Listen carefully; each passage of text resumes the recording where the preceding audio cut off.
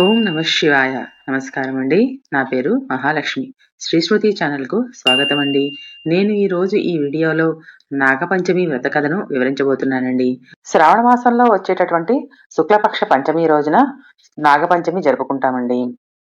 ఈ రోజున పాలు, మిరియాలు, పూలతో నాగదేవతను పూజిస్తారండి. వెండి, రాగి, రాతి, చెక్క మొదలైన వాటిలతో తయారు చేసినటువంటి నాగపడిగలను ఈ రోజు భక్తులు ఆరాధిస్తూ ఉంటారు. నాగపంచమి వ్రత కథ.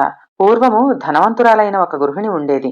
ప్రతిరోజు సర్పాలు అనేకం వచ్చి తనను కాటు వేస్తున్నట్లుగా ఆమెకు కలలో వస్తూ ఉండేవి.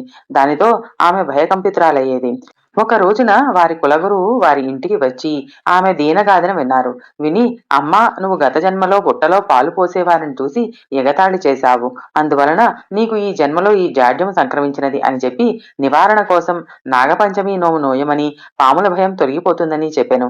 ఆమె అట్లాగే నోచి ఆ స్వప్నాల భయం నుండి విముక్తురాలైనది. నాగపంచమి వ్రత కథల్లో ఇది ఒకటి. ఈ కథ వెనుక ఒక సామాజికమైన హితవు ఉన్నది. ఇతరులకు ఎవరికి ఇబ్బంది కలగని విధంగా ఎవరైనా తన కుటుంబ ఆచారాన్ని తాను పాటిస్తున్నట్లయితే వారిని పరిహసించకూడదు.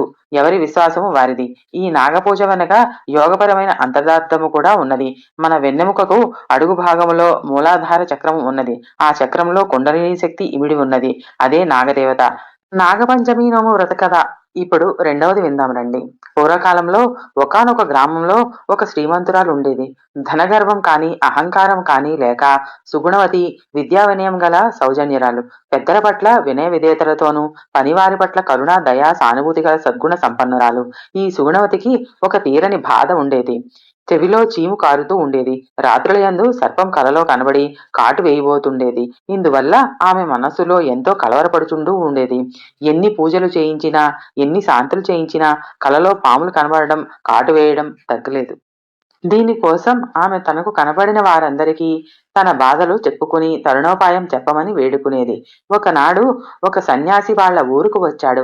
ఆ సాధువు త్రికాల జ్ఞానుడని విని అతని వద్దకు వెళ్లిన తన ఇంటికి పాదపూజకు ఆహ్వానించినది. అతిథి మర్యాదలు, పాదపూజలు, సమారాధన గడిచాక ఆమె తన బాధలను చెప్పి ఇందుకు గల కారణం ఏమి అయి ఉంటుందని, ఇవి తొలగే మార్గము ఏమిటని అతనిని వినయపూర్వకముగా వేడుకున్నది. అందుకు ఆ సాధువు తీవ్రంగా ఆలోచించి, ఇది నీకు సర్పదోషం వల్ల సంభవించినది. ఏమి చేసినా నాగేంద్రుని అనుగ్రహం నీకు సిద్ధించడం లేదంటే దానికి కారణం నీ వ్యాధి, భయాందోళనలు తొలగాలన్నదే. నీ లక్ష్యంగానే సుస్థిర భక్తితో ఆరాధించి శ్రద్ధని చూపినందువల్ల నీకు ఈ దుస్థితి నిన్నింకా వేధిస్తుంది. నీవు గత జన్మలో నాగపూజ చేసేవారిని ఆక్షేపణ చేయడం, నీవు పూజలు చేయకపోగా చేసేవారిని చెడగొట్టడం, చులకన చేయడం నీవు చేసిన మహా అపరాధం. నాగేంద్రుడు దయామయుడు, తనను నమ్మిన వారిని ఉద్ధరించే కరుణా సముద్రుడు కనుక నీ విషయం పట్ల విశ్వాసం ఉంచి నాగపంచమి నువ్వు నోచినట్లయితే నీ కలతలు తొలుగుతాయి, చెవి చక్కబడుతుందని చెప్పి ఆ వ్రత విధానము, దాని నియమాల గురించి వివరించి వెళ్ళిపోయాను. ఆ సాధువు ఉపదేశించిన వ్రత విధాన క్రమం ఎంతో భక్తి శ్రద్ధలతో నాగపంచమి నోము నోచి ఆ వ్రత ప్రభావం వల్ల తన భయాందోళన తొలగి సంతోషంగా ఉన్నది. నాగపంచమి రోజున ఉదయాన్నే తలస్నానం చేసి శుచిగా ఏకాగ్రతతో ఉండి నాగేంద్రుడిని ఆరాధించాలి. నాగేంద్రుడి విగ్రహం వద్ద పాలు, పానకం, వడపప్పు నివేదించి తాంబూల ఫల పుష్పాదులు, నారికేళం సమర్పించాలి. ఆ రోజు ఉపవాసం ఉండాలి. నిరాహారం, జాగరణ చేస్తే మరింత శ్రేయస్కరం.